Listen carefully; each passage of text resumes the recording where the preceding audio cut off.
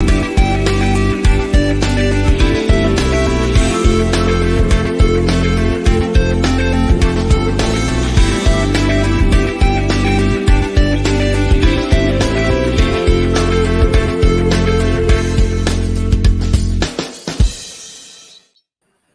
everyone. Today we have our another new episode and we will discuss on social innovation. We have our social innovation expert, Mr. Donald.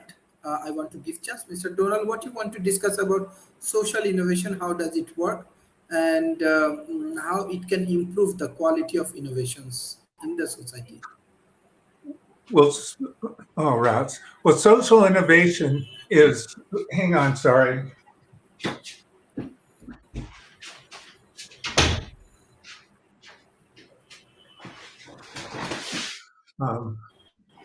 Social innovation is defined in a lot of different ways. And one way, so you have to talk about what we're talking about.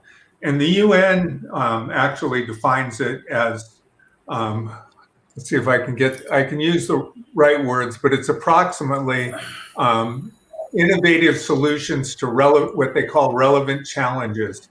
And so it can be innovating how we do things. For an instance, in California, we've got a huge problem with the United States, but California is trying to do something about it. A big problem with homelessness. And so what can we do as a society to be able to fix that problem? But on the other hand, it can be very the technical aspect of it as well. So social networking websites, crowdfunding, those kinds of things are social innovations as well, because they change how we basically interact socially or as a society or little sub-societies. So then you throw in the word innovation, and what you're trying to do is take these problems, these challenges, and find new ways of solving them. Innovation, of course, is really just, doing something in a new way. And so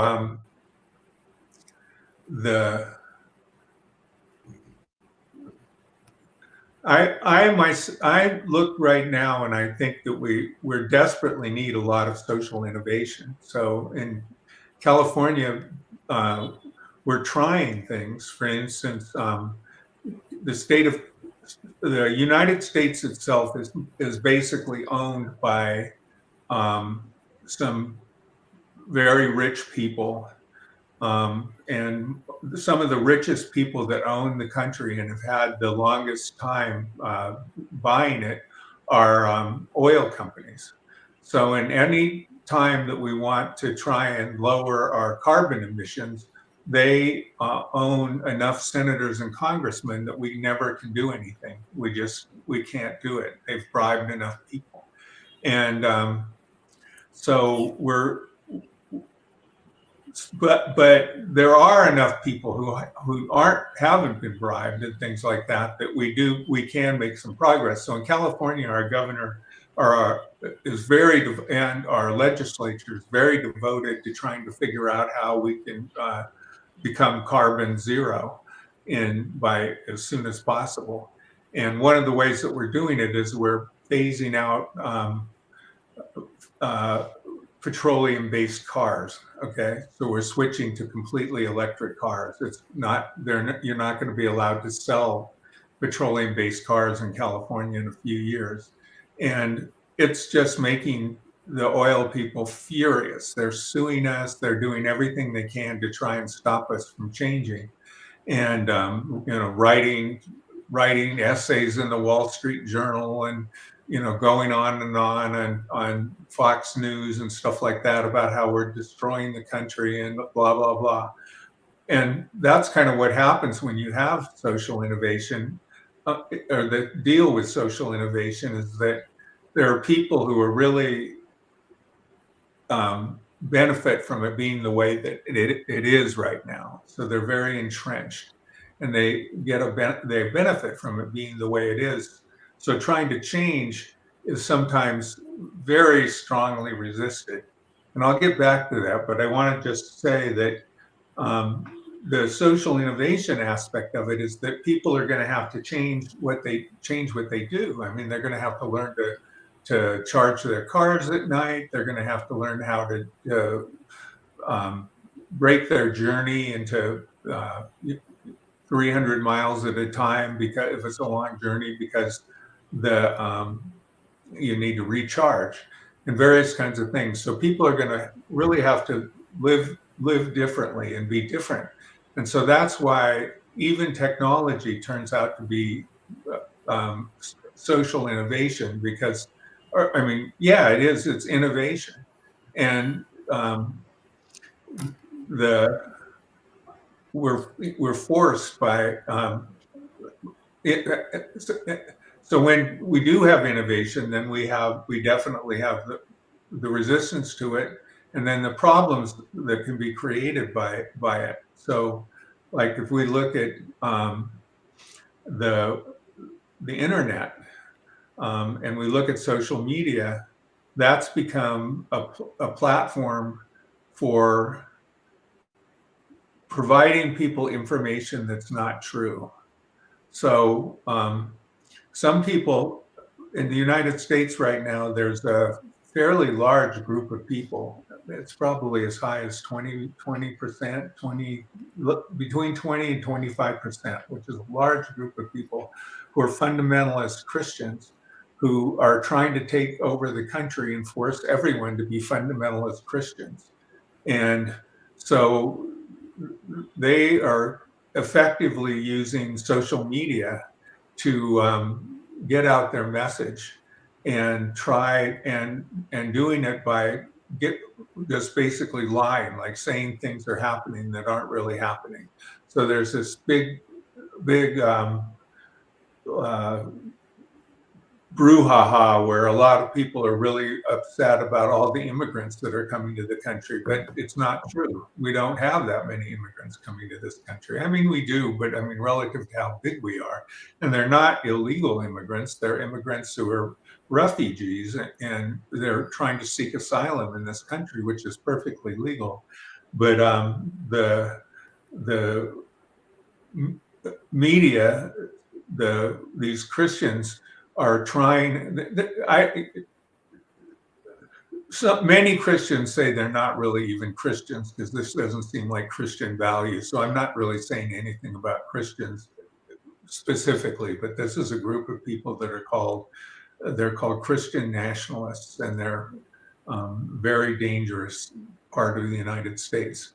And so they go out and they try and they make up stories, like they say, oh, these immigrants have done this bad thing, or they've done this bad thing, and then they do that with all kinds of people. They're doing it now with gay people, with trans people, with people with different religions. There's a lot of anti-Semitism that comes out of this, and so social innovations sometimes they're not controlled. They're not something that like you can sit down and say, well, we want to have a beneficial social innovation, and how we can make sure that happens, that's something we don't really know, because it's a beneficial social innovation to have this show, have Facebook and have the ability for Sharif to have the ability to get all the amazing people he gets on this show and provide knowledge to everybody. But at the same time, somebody else can make a show that where everybody is just making everything up, and they're being dishonest, and there's no way for people to really know which is which. So I think that when you really think about it, we don't really know how to make effective social innovations, and because society is so complicated. So, but we certainly need to try. There was an amazing sociologist in what's his name? In the United States. He was the first president of the American Sociological Association, and his name was Lester Ward. And Lester Ward was, I would have really liked him. He was very, very against the corporations getting huge subsidies and regular people not having enough to eat. He didn't think that was very fair, but that's the way it works. And he had this idea of sociology where you could try to make changes and see what happened. And then if it didn't work, keep correcting it. And he kind of felt we've learned enough about society now that it would be possible to take the tools that we have to make positive changes. And when you think about it, if the psychology departments at Harvard and Stanford and Oxford all got together, and they were the ones that were sending out messages on social media with, trying to get positive effects, it would be possible to do quite a lot of things. But the way things are set up now, the only people who will do that are the people who are basically trying to make money by doing it, or like force some particular point of view on you, like fundamentalist Christianity or something like that. And so we don't really have a mechanism for people to do positive social, try to make positive social changes using the tools that we have right now. So that's an interesting point. I can't just ramble on forever if it's just going to be me, Sharif. Do you have any questions? Yeah, thank you. Actually, when we discuss about social innovations, in Bangladesh, we do a lot of social entrepreneurship. Like Grameen Bank, they promote the social entrepreneurs, especially women entrepreneurs, and they win Nobel Prize. So, how does USA social entrepreneur work? Or in California, is there any specific way of doing the social innovation? Well, there's a very, very small group of people that work on social innovation. But the problem with social innovation is that you just can't make a lot of money out of it. It's not something that, so venture capitalists and people like that, I mean, they get other people's money and they say to this person, if you give us the money, let us hold some of your money, basically lend it to us in a way, and in X number of years, we'll give you 30% interest on, or 30% reward on the money that you give us. So venture capitalists are obligated to invest in things they think are going to make money. So social entrepreneurship, it's pretty difficult to be helping people when you're also making a huge profit off of them, because that huge profit should be going into helping the people. It shouldn't be going into the pockets of people to buy yachts and things like that. So however, there are some funds that have been built through generous donors, people that are trying to make the world a better place. There's some funds, and there is a place at Stanford for social entrepreneurship. So there's actually, you can look it up, the Stanford Social Entrepreneurship, and they have a newsletter where they talk about some of the things that they're doing. So people are they're doing things. They're trying to and I think that the microloans are a fabulous thing, but I don't know of any microloans that you can get in the United States. But there are some efforts. There are definitely efforts to try and be able to get loans to people who are lower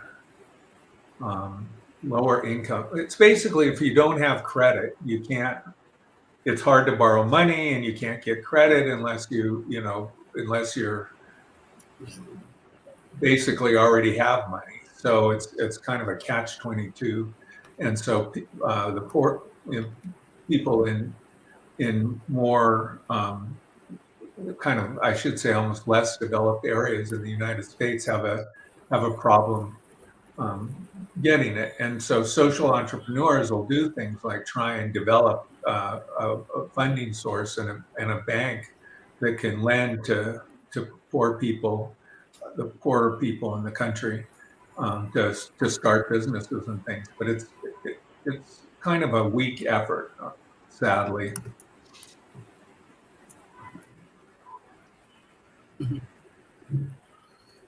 So, what do you think? What is the best model of social innovation,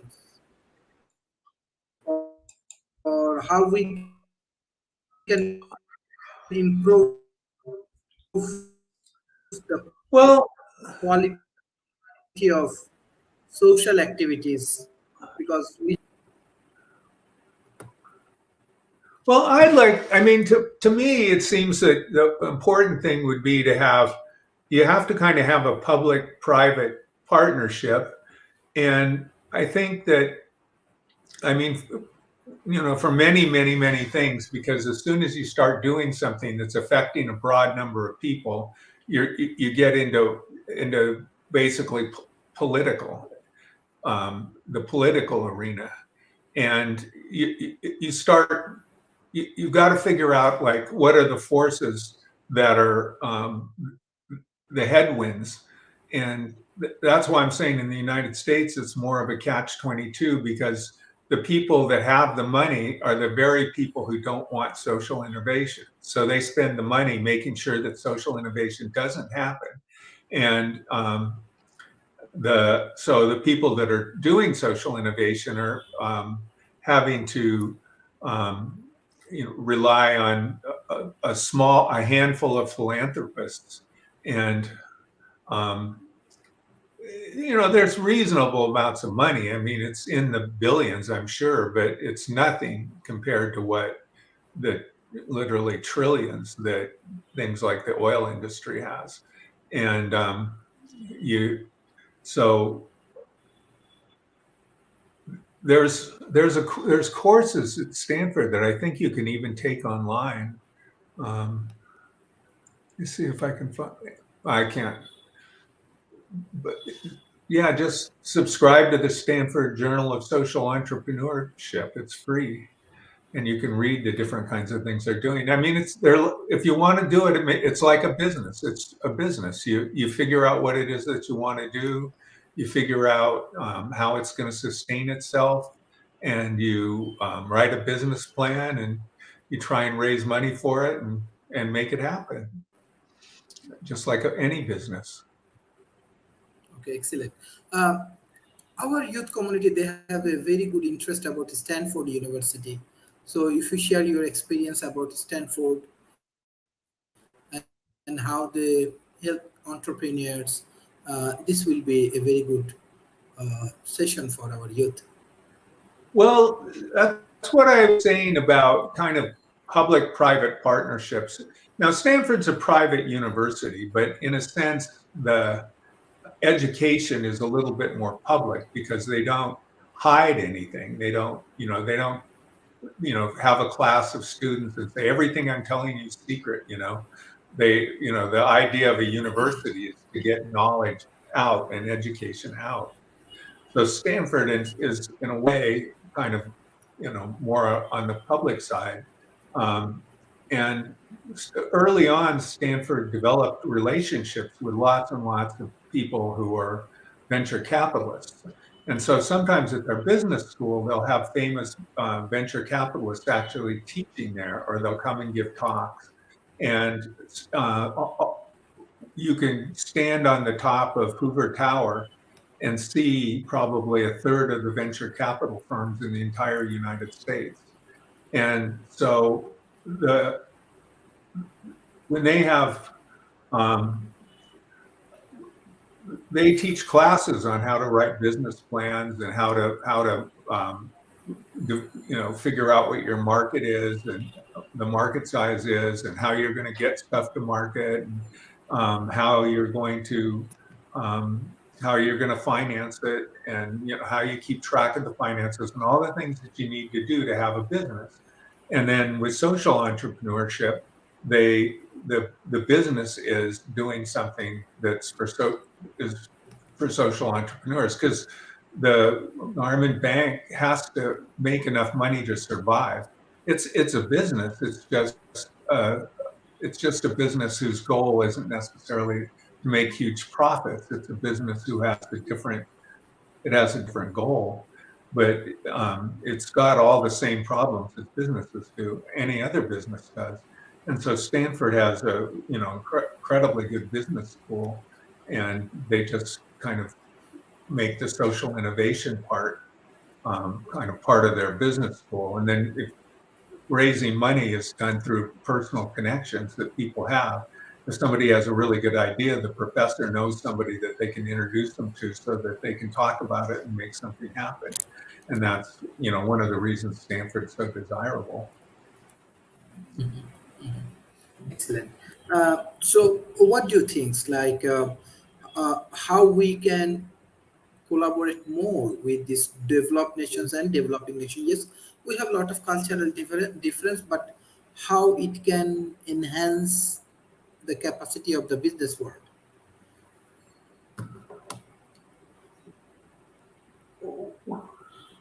Well,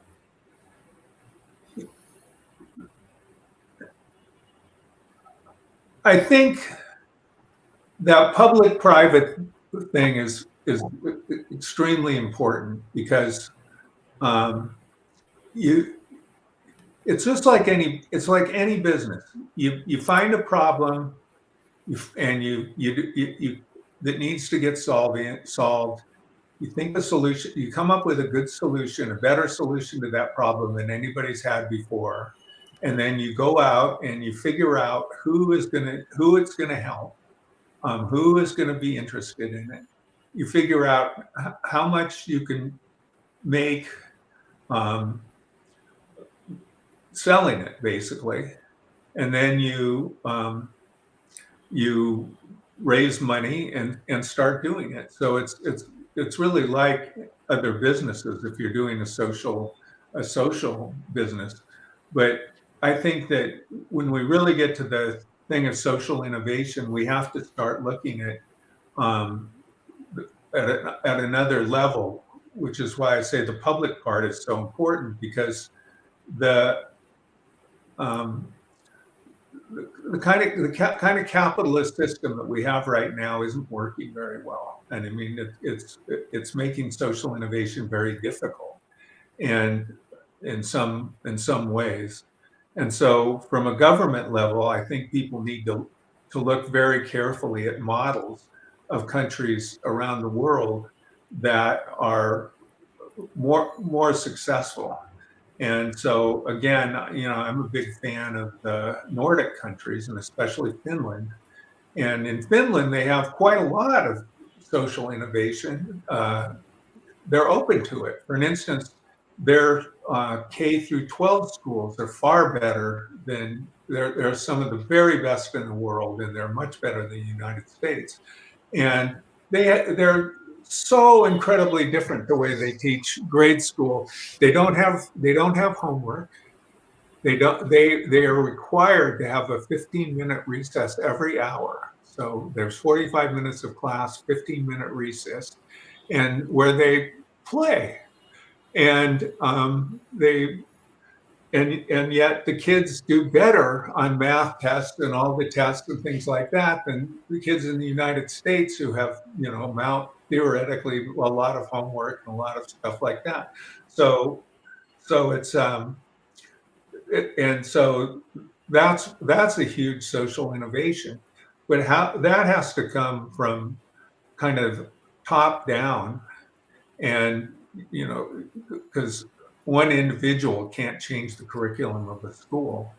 So, but there's a business there. People are selling the material that they use in the school. They're doing all the things that they need to do in schools. Schools are financed through taxes, but nonetheless, they have a budget. They have all the things that you need in a business, like how much money is coming in, how much is going out. How do you make sure that they even out so that you can keep going?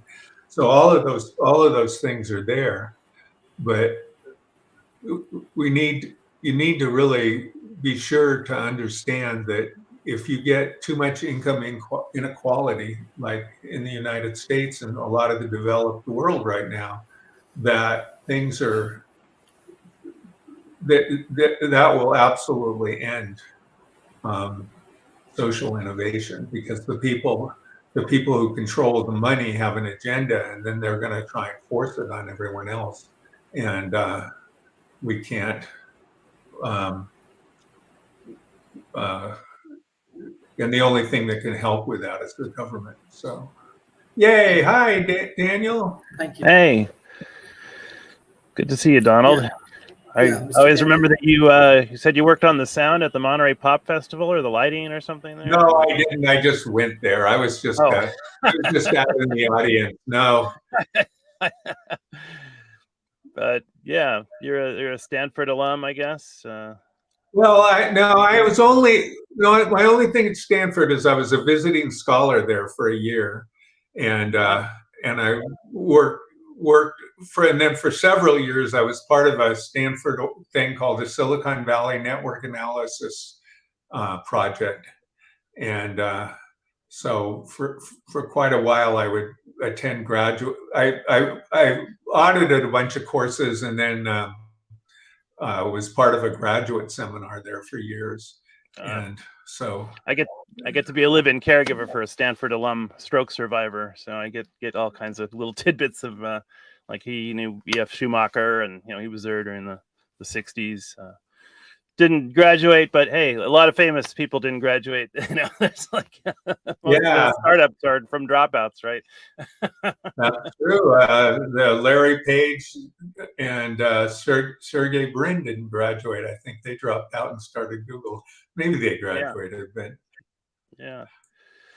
But I'm sorry I joined late, but it sounds like you guys are making good headway on the social innovation topic, and I don't know if you guys have brought up the whole intentional community phenomenon. That's kind of the ultimate in social innovation, because you're sort of dropping out of your mainstream society and starting a new one. And I guess this happened back in the 19th century. There were a lot of little utopian communities springing up, but it seems like now with the future surge and all these technologies like AI and cognitech and biotech, infotech surging together, this is sort of like going to force us to rethink our idea of community.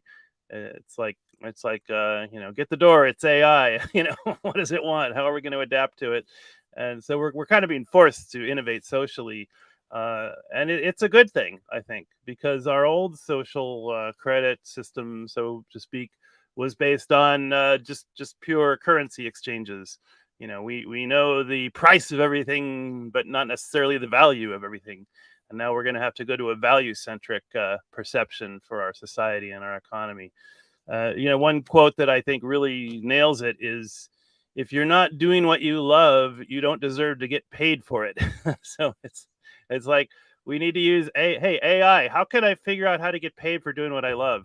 And that's the opportunity. And I don't know how much time we have, because once these AIs start designing each other, there's going to be a super intelligence liftoff, and we're going to get left in the dust with our we're already, I think only like a fourth of our population in the U.S. reads a new book every year. We're not a very good machine for creating progress and innovation. We used to be, but I don't know.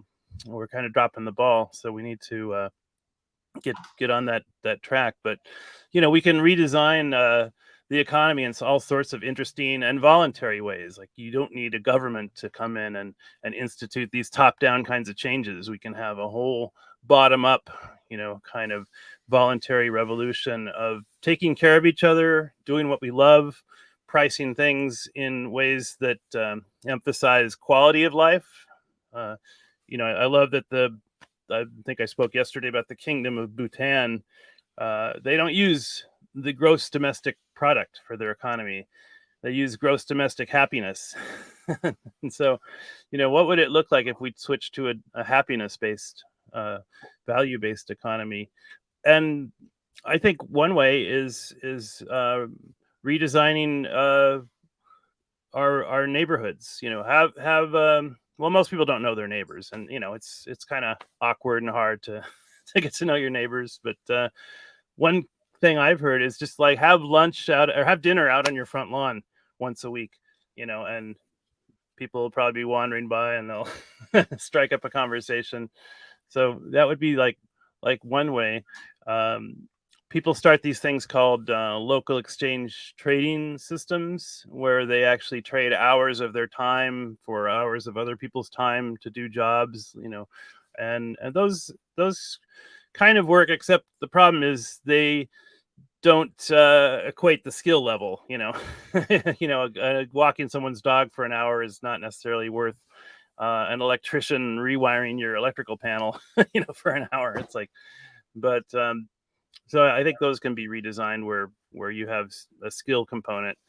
But the emergency response component is really underutilized right now. I took a training called CERT, which is the Community Emergency Responder Training, and practically every city offers this, and if they don't, you can do it online.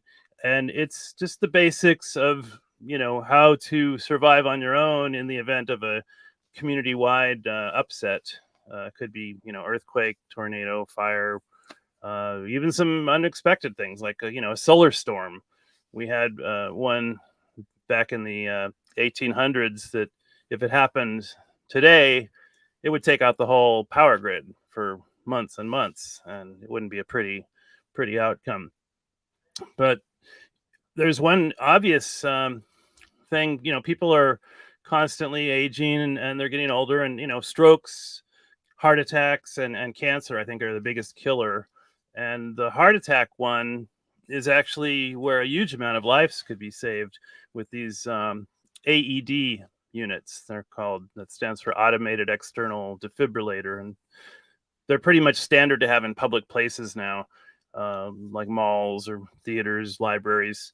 And what it is, it's a little device that talks you through, how to revive someone who's had a heart attack. You take your shirt off, you put the pads on, the computer says, stand back, analyzing, don't touch the patient, I'm giving it a shock. And so really every block should have one of these.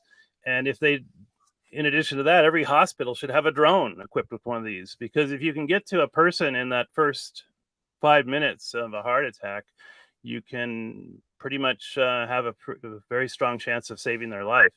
And, if the brain goes without oxygen for 5 or 6 minutes, it's not a good prospect for the person recovering.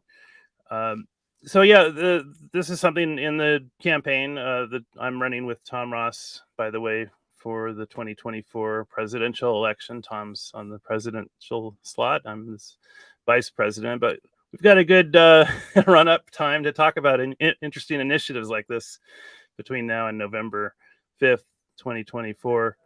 So one thing, I'm an amateur radio, extra class amateur. In fact, I just ordered a really cool new radio. This is the X6100. It's a HF radio, which means it will do like shortwave around the world stuff. This is more like a computer wrapped around a radio. It's got an ARM processor, and it can run Linux on this screen. I mean, I can. The battery's charging right now, but but yeah, amateur radio is such a great hobby. It's about 1.5 million people around the world that here I'll show you the boot up screen. It's got, so yeah, there's like the basic, you know, you got your waterfall display. It's a very, very high tech piece of equipment. I'm really, really jazzed to have it. You know, I used to just have like the walkie-talkie kind of ham radio, but this is like the serious guys. And field day is this weekend, actually. Once the last full weekend in June is amateur radio field day, and you'll find the local clubs and the local hams operating out in parks and off grid, and they have contests to see how many stations they can contact. So it's just a great nerd out annual thing. So that's social innovation, and I really think that the amateur radio community could curate this kind of citizen science based social innovation. There are so many different what are called citizen science projects. I think the first famous one was a bird count in 1967. They did, people love to bird watch, and counting the birds and their activities in certain locations is actually a great citizen science survey. But now there's literally thousands and thousands of citizen science things that you can sign up to do. And it's kind of like a contest or a game a lot of times. You know, if you don't make something fun, people don't tend to stick with it. So I think gamification, so-called, is going to be a huge, good part of social innovation. And kind of been all over the map here, but just want to wish everyone in the Northern Hemisphere a happy summer solstice. Of course, in the Southern Hemisphere, I guess it's the opposite. Is that how it works? It's winter solstice in the summer, south, I think. Yeah, it's reversed. But yeah, so summer's starting, and yeah, I think you check out the USTP. A little plug for the United States Transhumanist Party. We have a great platform that, and really it's a big tent. We're just about humanity augmenting their quality of life with technology. I mean, everyone gets all creeped out about, oh, transhumanists, they're gonna like steal our souls and turn us into robots or something. But no, it's really just the idea that, you know, we should be using evidence-based ideas and technology to improve our mutual quality of life and you know, our length of life. If we live long enough, we can solve all the other problems. Right. So yeah, that's me rattling off about random social innovation topics for a few minutes. Any advice on where to steer the conversation next? Good question.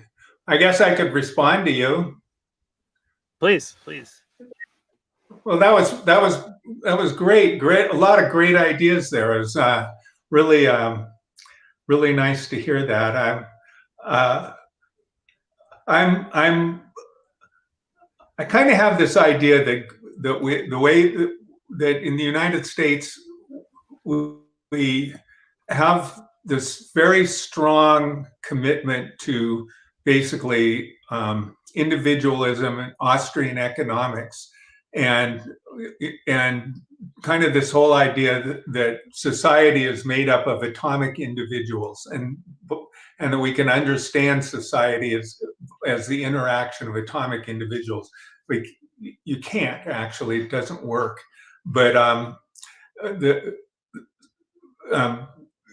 I think that leads us in the United States to it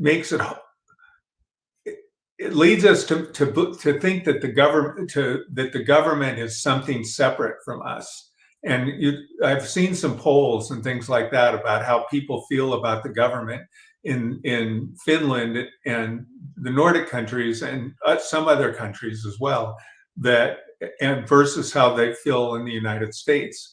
And in the United States, there's a lot of people who really, really hate the government, and especially the federal government. And that goes back to the history of the United States, because in the United States, we had this Civil War, and the people who lost the Civil War blame it on the federal government.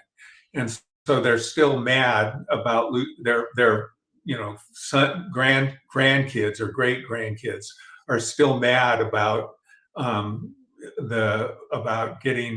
having the federal government come and wreck everything for them. And so we kind of have this kind of view that's really negative towards government. And I like to think that government is just when we have projects that we need to do that we can't do by ourselves, like transportation, water systems, electric grids, all these kinds of things. We have to collaborate to make them happen. And you can't just have it be random, because like somebody's got to kind of we have to have some centralized knowledge if you're going to do a project, so how many widgets you're buying, and where the widgets are going to get distributed. You have to have some you have to have accounting and bookkeeping and things like that. Just even if money wasn't involved, you'd still have to do that. And so by necessity, some of these things have to become more centralized. And so the public-private thing that I was talking about is that, in a way, kind of the most important social innovation that I wish could happen in the United States, and it does to some degree, is for people to start being able to see the government as just them. They're the government, and what Daniel was talking about, the idea of these intentional communities and things like that are ways that people can break out, and they can make systems where they are the government. They know that everything is done in a way that the goals is for fairness and for mutual benefit of everyone. It's not somebody that says, I want it all. This is a zero-sum game. I want it all. That's my goal. It's a game. It's a competition. I'm not going to win the game unless I take everything. And that's kind of the way the game is now.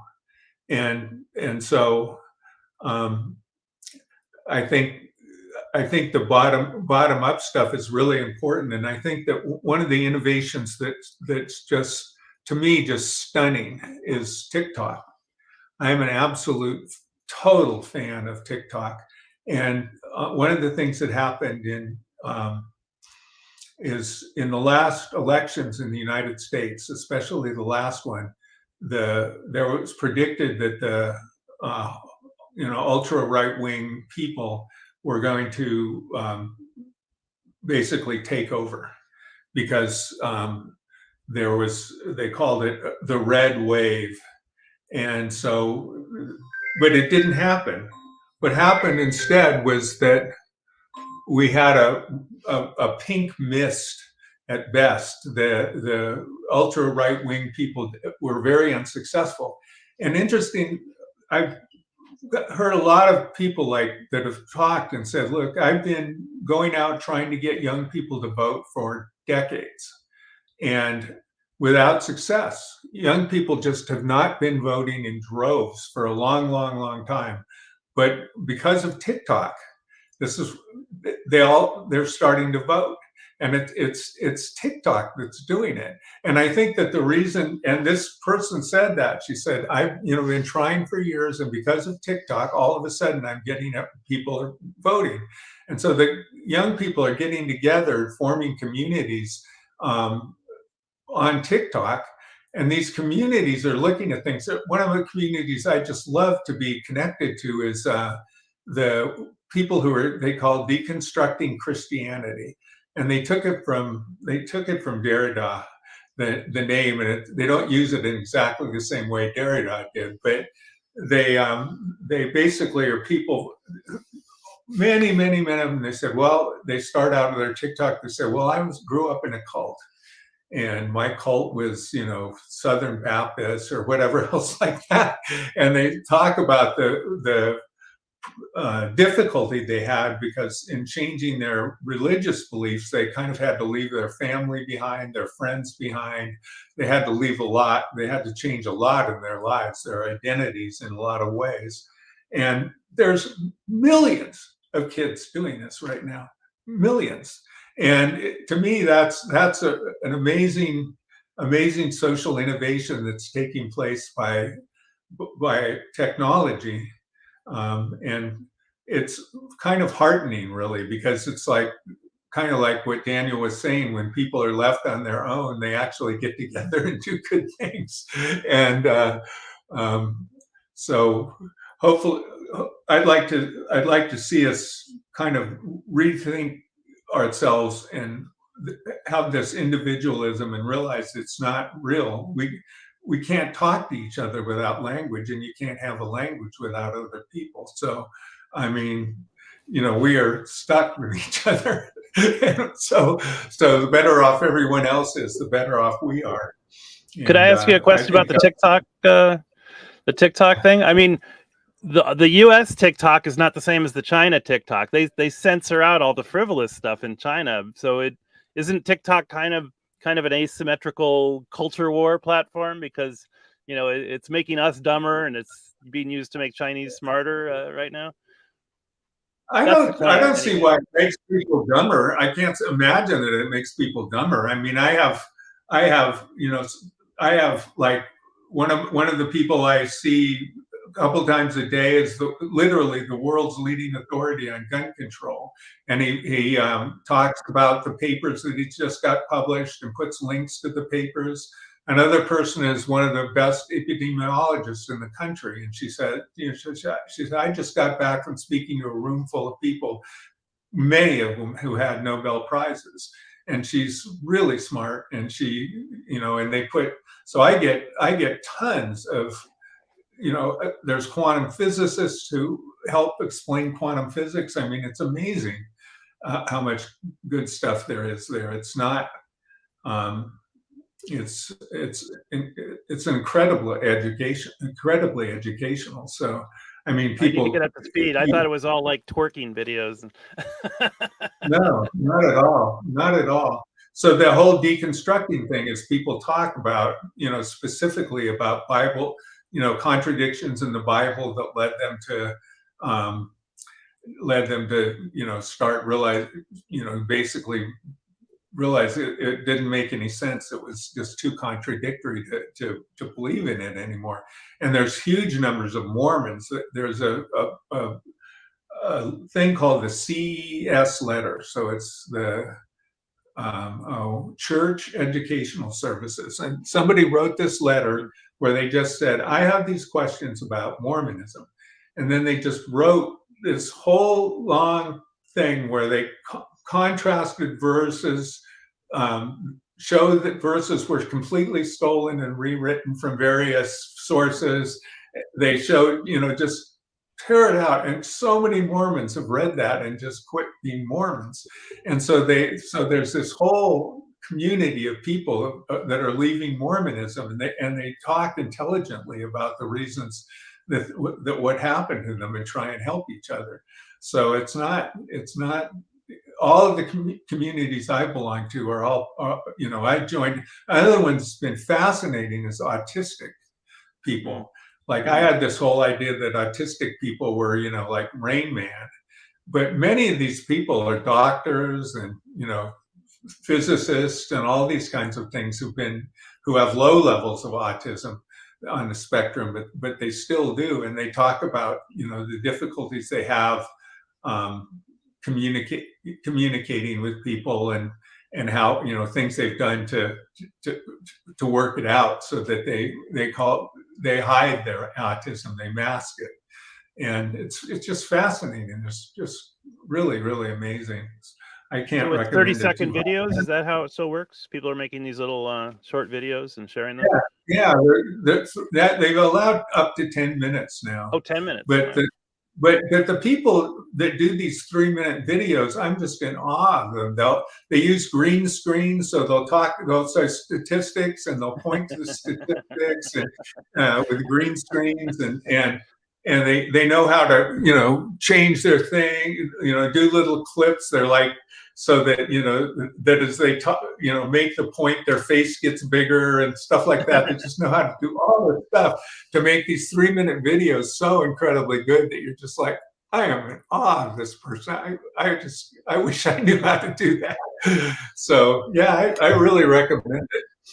Well, we are So a anyway, soundly post-literate culture. I mean, we're a video culture now, I guess, as you could say, right? it's true, but there's people who talk about the books that they've read. I mean, there's groups of people who just get together and talk about books that they've read.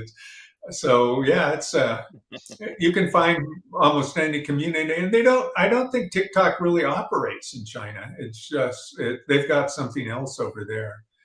TikTok is basically it's basically an American. Oh yeah, they call it something else. I forget the name, but yeah. Right, But it's all got to be serious, educational oriented stuff. By dance. There's plenty of there's singer songwriters who sing, and you know, there's all, and I'm sure there's silly stuff. And I also the algorithm shows you what you want, and I hear there's sewers on there too, where the Nazis get together and stuff like that. So that's you know, you get what you see, which always gets me when the Congress people start talking about how awful everything on TikTok is. I say, well, gosh, it tailors what it shows you to what you're interested in, and that's why I see PhDs and, you know, education and all this kind of stuff, because good humor, because that's what I'm interested in. So I kind of wonder about why these congressmen see all this horrible stuff, because they don't know how to use it, I guess. I think it's because that's what they're interested in. They're horrible people. It's pretty amazing. So that's, you know, 150 million people in the United States. About half the people in the United States have TikTok accounts and use TikTok. It's much bigger than Facebook.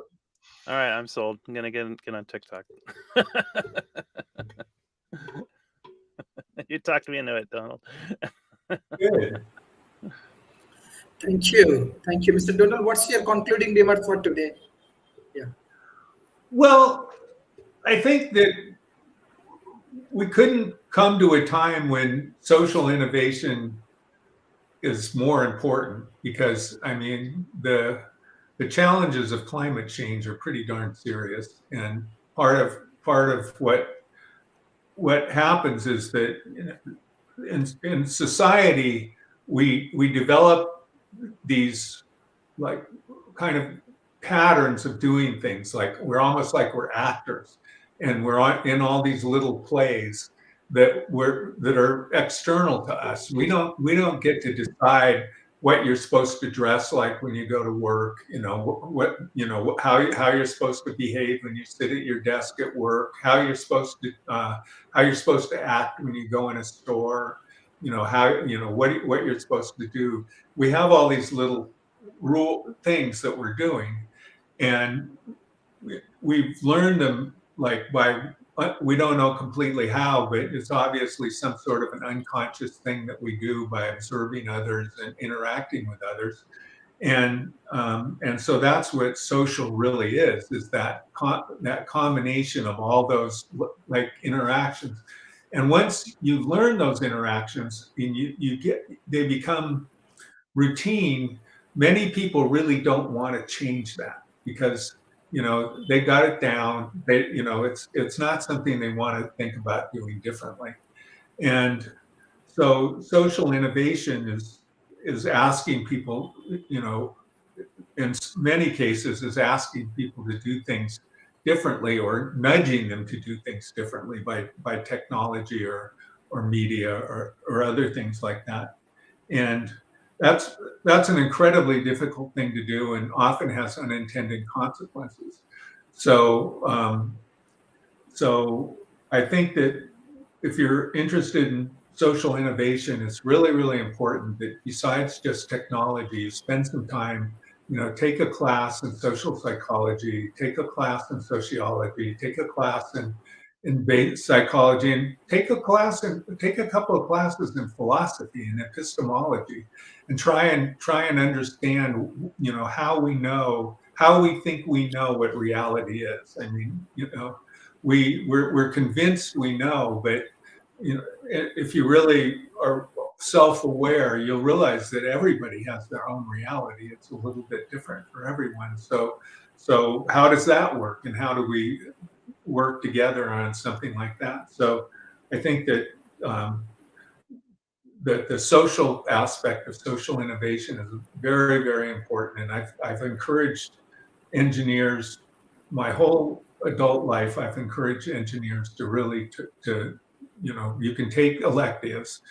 The electives that you should take are sociology, beginning psychology, beginning social psychology, and epistemology at the very least. And it gives you a handle on the social part. So when you're doing social innovation, you have some sort of a sense of how people, what your challenges are. Thank you. Thank you. Mr. Donald, what's your concluding remarks for today? Mr. Daniel, yeah. Mr. Daniel. Yeah, I couldn't agree more, Donald. Philosophy, people used to say, oh, you're studying philosophy. What kind of job is that going to get you? But you'd be surprised how many corporations have philosophers in their economics, analytics departments. And it's an evolving discipline, philosophy. I mean, there's still new branches of philosophy. There's axiology, the study of value. The philosophy of studying value is a 20th century discipline of branch of philosophy. Praxology, the study of human action, and just we don't even know what consciousness is still. I think a lot of more people are becoming pantheists that say, well, it seems like the whole of reality is conscious to some level, and we have like big C consciousness and little c consciousness, and maybe we need to start there. I heard someone say, you're not a drop in the ocean, you're the ocean in a drop. I think there's that kind of, these are philosophical questions. How do we know what we know?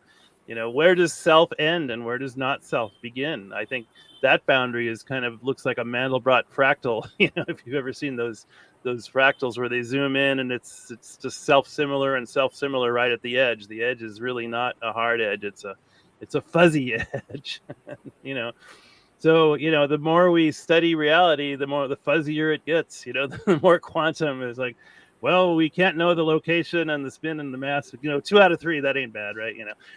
But we just have to have fun with it and be kind to each other, be gentle with ourselves. And, I have a pretty profound inner feeling that this is a greater love creation based reality, and that everything's really going to be okay.